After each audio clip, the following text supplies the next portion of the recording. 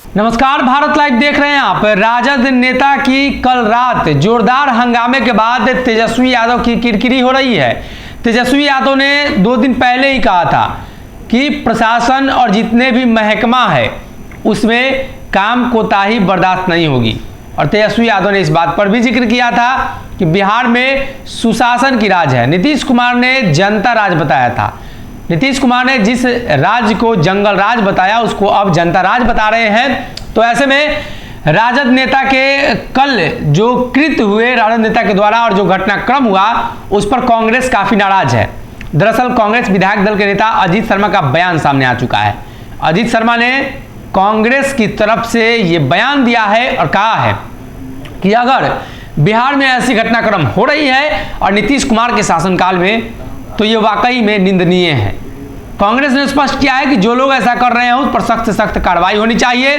प्रशासन और शासन पर सवाल खड़ा नहीं होना चाहिए। जिस तरीके से जो खबर निकलकर सामने आ रही है कि डीएसपी के साथ, थाना प्रभारी के साथ अभद्र व्यवहार किया गया, गाली गलौज की नौबत आई और उसके बाद थाने को घेर लिया गया, तो इस परिस्थिति में अब बिहार की सियासत में ये चीजें दिखने लगी हैं कि राष्ट्रीय जनता दल के सरकार में आने के बाद उसका प्रभाव बढ़ता चला जा रहा है।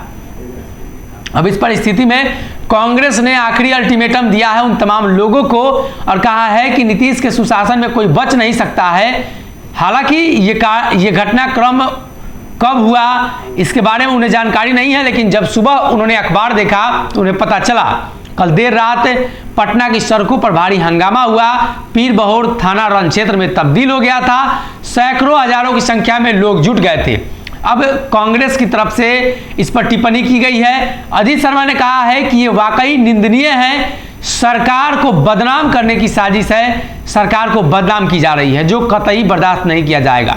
मुख्यमंत्री नीतीश कुमार सुशासन की छवि वाले नेता हैं। सुशासन नीतीश कुमार के द्वारा बिहार में लाया गया है। तो उस परिस्थिति में बिहार के उन तमाम दलों के नेताओं को इस बात पर गौर करना चाहिए कि सरकार की छवि नहीं खराब हो। और एक तरफ जहां नीतीश कुमार देश के प्रधानमंत्री बनने को लेकर चर्चा में है, दिल्ली का दौरा कर रहे हैं, वहीं बिहार में स्थितियां अब बिगड़ती चली जा रही हैं।